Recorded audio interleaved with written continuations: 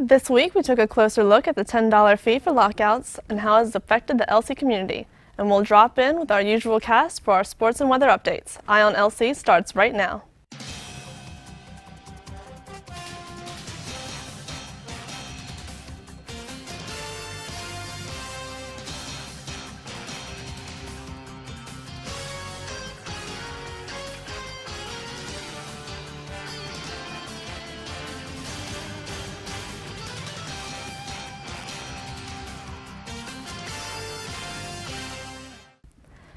Hello, I'm Caroline Moore. Thanks for being with us today.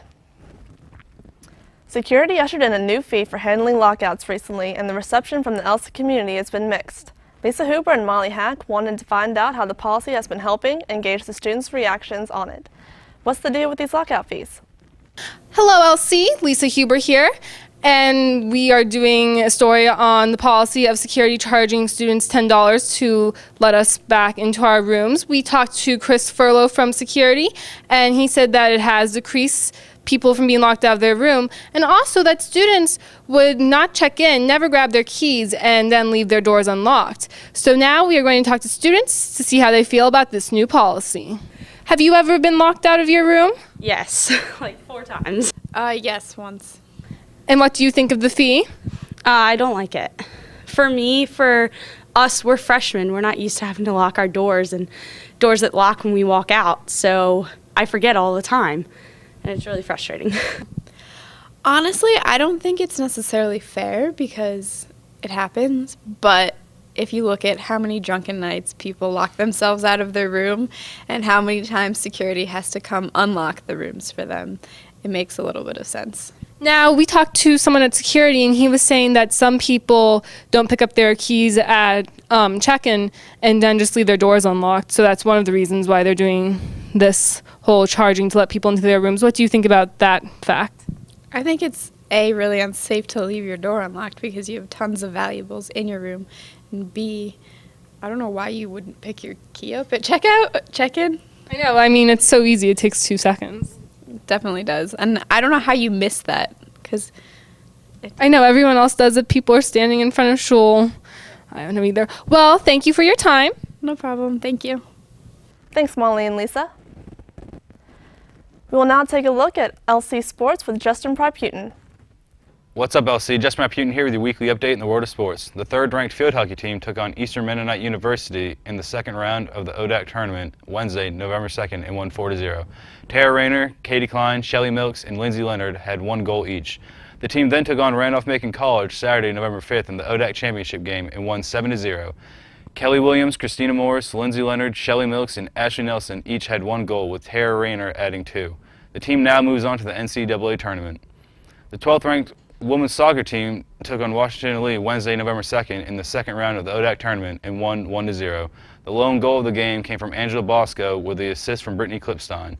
The team then took on Virginia Wesleyan College Saturday, November 5th in the ODAC championship game and won 1-0. Brittany Klipstein scored an unassisted goal for the Hornets. The team will now move on to the NCAA tournament. The volleyball team took on Guilford Wednesday, November 2nd in the first round of the ODAC tournament and won in straight sets, 3-0. Elena Critter led the game with 13 kills, with Rachel Turk and Brooke Mogan each adding 17 assists. The team then took on Randolph-Macon College in the second round of the ODAC tournament Saturday, November 5th, and lost 3-2. Becca Loftus led the team with 16 kills and was also named to the all-tournament team.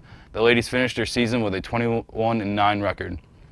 The men's soccer team took on Eastern Mennonite University Wednesday, November 2nd in the second round of the ODAC tournament and won 2-1. Ryan Renfro scored both goals for the Hornets, which were his first 2 goals of the season. The team then took on Randolph College Saturday, November 5th in the ODAC championship game and lost 2-1. The only goal for the Hornets came off a Zach Rusk penalty kick in the first half. The team finished their season with a 7-9-4 record.